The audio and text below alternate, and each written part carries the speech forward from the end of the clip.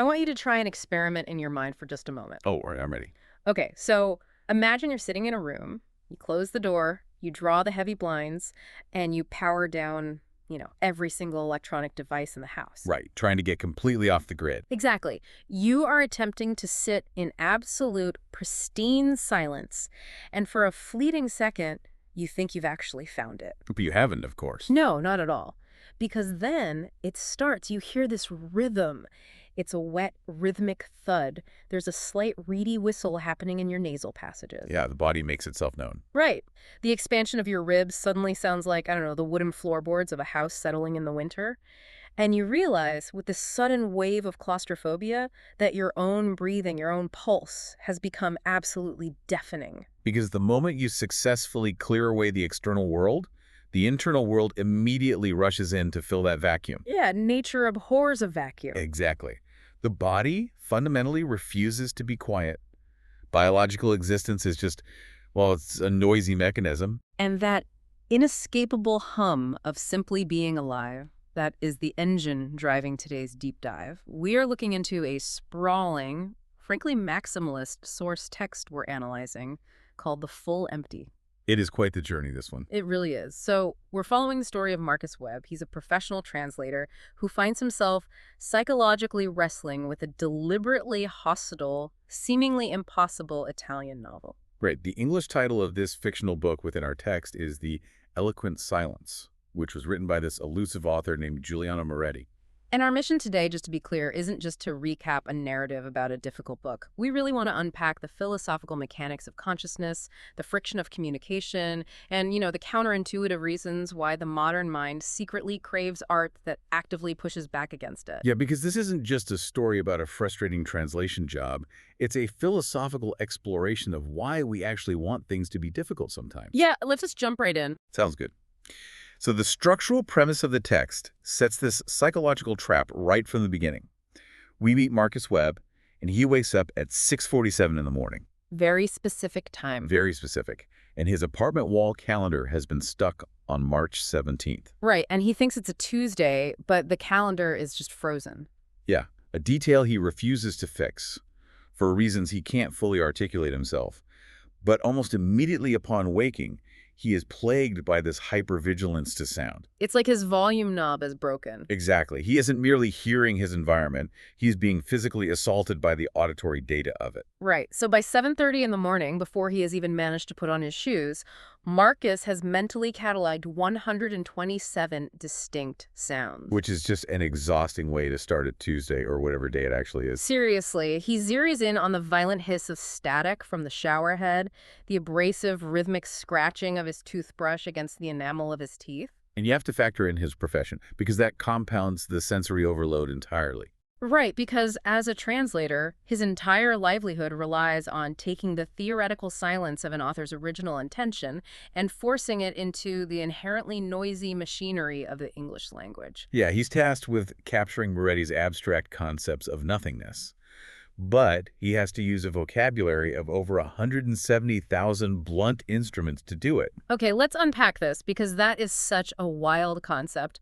Translation isn't just swapping out words like a math equation, right? Definitely no. It's like trying to perform microsurgery with a blunt instrument or like a crowbar. That is a great analogy. Because every single word you select actively murders a dozen alternative words that could have carried a slightly different, perhaps vital shade of meaning. You're leaving this graveyard of discarded nuances behind every single sentence. Yeah, and the text shows how brutal that is. I mean, he spends 4 hours staring at a single 27-word sentence. 4 hours. 4 hours. And the English rendering he eventually settles on is, quote, "The sound of not speaking is louder than speech." Right. And the translation process here exposes a massive structural problem that the text really dives into. What do you mean?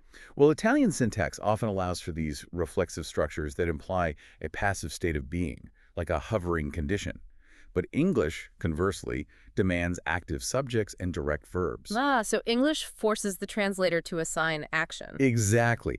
By simply trying to translate a state of silence, Marcus is forced to create kinetic energy on the page. The language itself is too loud. Right. And the psychological toll of living among all those ghostly alternatives forces Marcus into the office of his therapist, Dr. Evelyn Chen. Yes, Dr. Chen, her analysis is so crucial here. It provides the theoretical anchor for the entire text, really. Marcus confesses to her that he is trying to achieve total, unadulterated silence. Not just turning off the radio, but like a physiological state of non-response to stimuli. Yeah, and Dr. Chen dismantles this desire entirely. She points out the mechanical flaw in his logic, which is brilliant. Right, because consciousness, by definition, is activity. Exactly.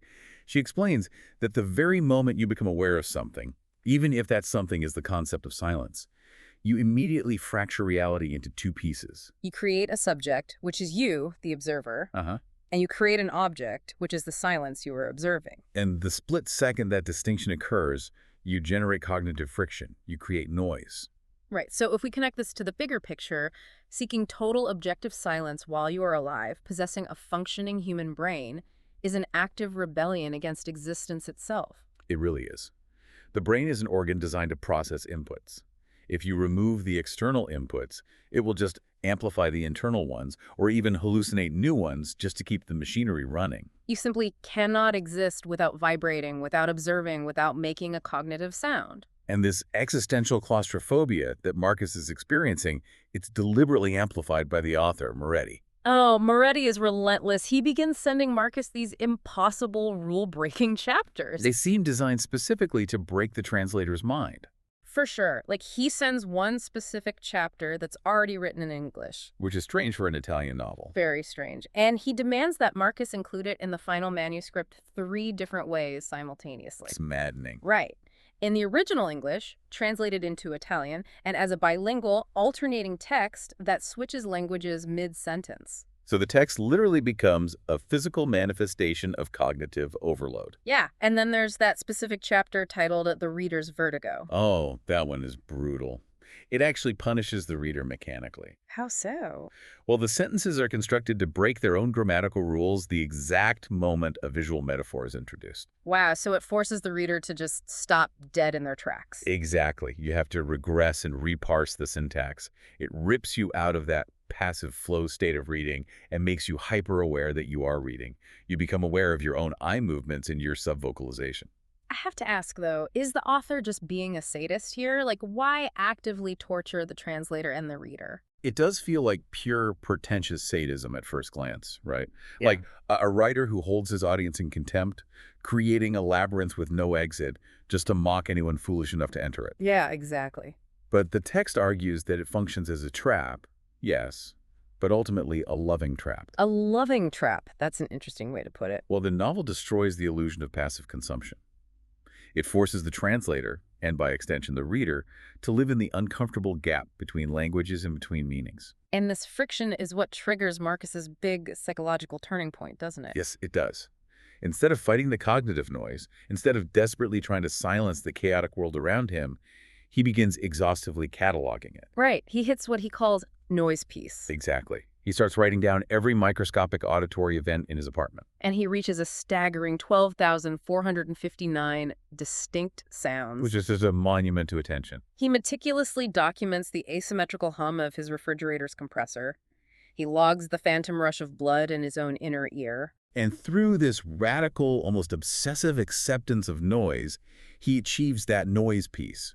He develops a state of perfect democratic attention. Democratic attention meaning all sounds are equal. Right. By cataloging everything, he flattens the hierarchy of perception. So the blare of a police siren outside his window is no longer classified as an interruption. It's just auditory data. Exactly. Equal in value to the sound of his own breathing, he stops assigning emotional weight to the inputs and merely acts as a witness. That is profound.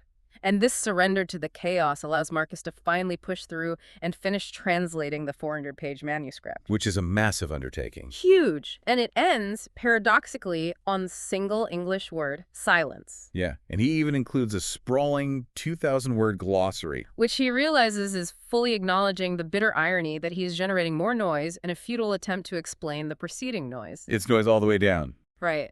But this transition from an internal psychological struggle to a physical manuscript introduces a massive real-world dilemma. What happens when you try to sell a book that actively hates being read? Well, the manuscript is handing over to a publisher named Helena Vasquez. And she reads the entire erratic, hostile document in one overnight sitting. Fueled by cold coffee, yeah. And by morning, she makes the baffling decision to publish it exactly as is, without a single editorial alteration or compromise. Which, honestly, you would assume a book this structurally antagonistic would be an absolute nightmare for a marketing department. Whoa, a total nightmare. Right, because in an era where publishers are desperate for frictionless, easily digestible content, this is the ultimate unsellable object. But then a designer named Derek Okafor gets involved, and he leans entirely into the hostility. Yes, he creates the most aggressive cover design imaginable. It's just a stark, perfectly white page. Dead center, in the smallest legally printable font size, is the single word, silence. No author name, no subtitle, no promotional blurbs. It operates as the anti-book. It's a commercial product that aggressively refuses to behave like a commercial product. And here's where it gets really interesting. The publisher prints a highly conservative run of 5,000 copies, fully anticipating it will just vanish into the obscure corners of academic libraries. But instead, it sells out completely in 3 days. 3 days. They print 10,000 more, and those vanish just as quickly. The book eventually moves over 500,000 copies globally. The sociological mechanism behind this is fascinating. Yeah, it didn't become a massive bestseller in spite of its hostility. It succeeded because of it. Exactly. In a digital culture saturated with easy, algorithmic content that just spoon-feeds dopamine, Yeah. a difficult, unyielding analog object becomes a coveted status symbol. The friction became the selling point. People wanted the struggle. But of course, whenever a difficult piece of avant-garde art pierces the mainstream consciousness, it inevitably generates a fierce cultural immune response. Right, the backlash. Yeah, a prominent literary critic named Jonathan Fielding publishes this devastating backlash essay titled The Emperor's New Silence. Ouch. Catchy title, though. Very catchy. Fielding argues that the entire project is a cynical con. He characterizes the book as an intellectual hazing ritual, like a way for the cultural elite to endure something miserable so they can congratulate themselves on their own endurance. And you'd think Marcus, who spent years agonizing over the precise translation of this text, would be furious. You really would. But he doesn't react with the fury you might expect. He doesn't write a scathing rebuttal or defend the artistic integrity of the work. Because Marcus has evolved past the need to defend the text, he recognizes that Fielding's backlash is simply more noise. Ah, so it fits right into his noise piece. Exactly. And since the novel is fundamentally an exploration of how we process noise, the critical discourse surrounding the book actually becomes part of the book's ongoing existence. The controversy is assimilated into the art. That is brilliant. It is. And at this point, the text completely escapes Giuliano Moretti's control and begins to mutate across different mediums. Yeah, the viral mutation of art. Like an experimental filmmaker named Raymond Gold acquires the film rights and produces a 6-minute movie. And the film contains absolutely zero visual imagery. None. It is nothing but a black screen accompanied by the ambient, localized sounds of an empty apartment. Audiences are just sitting in darkened theaters staring at nothing, deeply divided over whether they are experiencing a profound masterpiece or falling victim to a massive scam. And the mutations within the literary translation world are even more wild. Oh, yeah. Tell them about Akira Tanaka. Right, so a Japanese translator named Akira Tanaka decides to translate the text. However, he refuses to work from Moretti's original Italian manuscript. He translates Marcus Webb's English version into Japanese instead. A translation of a translation. And then, 11 years after that, a translator named Catherine Huang releases a highly experimental, aggressive new English version. Right, where Marcus agonizingly translated the opening lines literally, Huang translates the exact same passage as, quote, silence screams, language whispers. So wait, if you have a translation of a translation and an experimental new version, hasn't the original Italian text been completely destroyed? Isn't it just a game of telephone at this point? What's fascinating here is that the text suggests the original has become meaningless as a fixed point. Oh, really? Yeah, it's like taking a detailed silicone mold of a clay sculpture, then using that mold to cast a new sculpture in bronze, and then making a new mold of the bronze. You entirely lose the original sculptor's fingerprints, but you begin to capture the microscopic dust and textures of the various rooms where the new casts were made. Exactly. The concept of an original text completely disintegrates. The novel ceases to be a singular fixed object and becomes a sprawling family of texts. Every subsequent translation, every adaptation, is an original creation responding to its immediate predecessor. And Moretti watches this uncontrollable viral mutation from afar, and he is genuinely horrified by the outcome. His horror peaks when an archivist named Dr. Susan Park compiles a massive, sprawling archive of reader responses and letters. Yeah, Moretti reads through these files and discovers thousands of people claiming the book gave them comfort. Which is wild. Readers write that the labyrinthine structure saved them from their own anxieties. This is an author's nightmare. I mean, he explicitly engineered a hostile, confusing labyrinth meant to provoke anxiety and vertigo, and his readers have somehow reverse-engineered it into an emotional self-help manual. He realizes his dangerous avant-garde book has been completely domesticated by the public. But he is forced to recognize that this is the unavoidable life cycle of art. Once a text enters the public domain, the author's original intention is entirely irrelevant. The reader's consciousness dictates the meaning. And this brings the high-level linguistic philosophy crashing down into the reality of daily human existence, because the sources detail the lives of specific readers who absorbed this text. Right, grounding it in the human impact. Yeah, there is Patricia DeSanto. She's a 42-year-old nurse working in a high-trauma hospital unit. A very noisy environment. Unbelievably noisy. Her entire professional life is governed by a chaotic symphony of IV pump alarms, code blue sirens, and overlapping, panicked conversations. And she previously spent her breaks hiding in quiet rooms, desperately trying to silence the stress. But after reading Webb's translation, she adopts his mechanism of democratic attention. She stops fighting the alarms. She lets the noise of the hospital become neutral data. Exactly. And in doing so, she finds an unexpected psychological anchor amidst the chaos. The text resonates across generational divides as well. Oh, absolutely. There's 73-year-old Thomas Kim, who actually sat in on Claire Whitmore's high school English class just to discuss the book with the younger generation. That's amazing. And in that same age group, there's Maya Rodriguez, a 16-year-old high school student. She's assigned the book and violently despises the first 50 pages. Understandably so. Yeah, she finds the broken syntax and shifting perspectives utterly infuriating. But as she forces her way through the vertigo-inducing chapters, she experiences a profound cognitive shift. She realizes that the struggle isn't a barrier to understanding the book. The struggle is the book. Yes, she discovers the value of cognitive friction in an educational system that usually attempts to smooth out all the edges. It is a beautiful paradox that a maximalist, intentionally frustrating novel concerning the impossibility of silence ended up serving as a connective tissue for thousands of disparate lives. It really is. But while the text enjoys this vibrant, chaotic, endlessly mutating life, Marcus Webb's physical reality begins to fail. Yeah, at the age of 58, Marcus is diagnosed with aggressive terminal cancer. And knowing his time is short, he authors his final public essay titled The Translator's Death. In it, he explores the ultimate paradox of his lifelong profession. He notes that when an author dies, the production of new work ceases. But when a translator dies, the translated voice continues speaking flawlessly. The reader picking up the paperback on a train 10 years later has no idea the mind that forged those specific English sentences no longer exists. A translator's work inherently outlives their physical body. Marcus acknowledges that through his translation, he will become a permanent ghost haunting the text. By facing his own physical erasure, he achieves a strange kind of immortality. And in the final cessation of his own biological noise, he finally secures the true, pristine silence he was desperately hunting for on that very first morning in his apartment. Wow. When we look at the entire 20-year journey of this cultural phenomenon, the contrast is just staggering. It really is. I mean, Giuliano Moretti's original handwritten Italian manuscript now resides in the Beinecke Library at Yale. Right. It is perfectly preserved under climate-controlled glass, protected from humidity and light. It is safe, but as the source material points out, it is also essentially a corpse. It is a static artifact. Meanwhile, the messy, noisy, translated, adapted, and deeply flawed versions of the text are out in the world, living and breathing inside the minds of millions of active readers.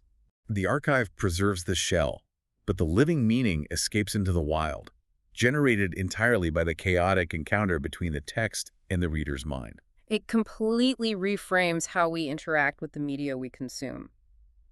We spend massive amounts of energy and money trying to engineer friction out of our lives. Constantly. We buy noise-canceling headphones, we install heavy soundproof doors, Right. we curate our digital feeds to avoid anything challenging. We are constantly seeking a perfectly silent, frictionless existence, but total silence, biological and intellectual, is the literal definition of death. So we'll leave you with this final thought. The next time you find yourself sitting in a room feeling overwhelmed by the sheer relentless volume of the modern world, resist the urge to block it out. Just for a moment, let it in. Listen to the asymmetric hum of the refrigerator. Listen to the friction of tires on the wet pavement outside. Listen to the deafening, intricate rhythm of your own breathing. Consider the possibility that this noise isn't an interruption keeping you from your life. That noise is the spectacular, chaotic sound of your life actually happening.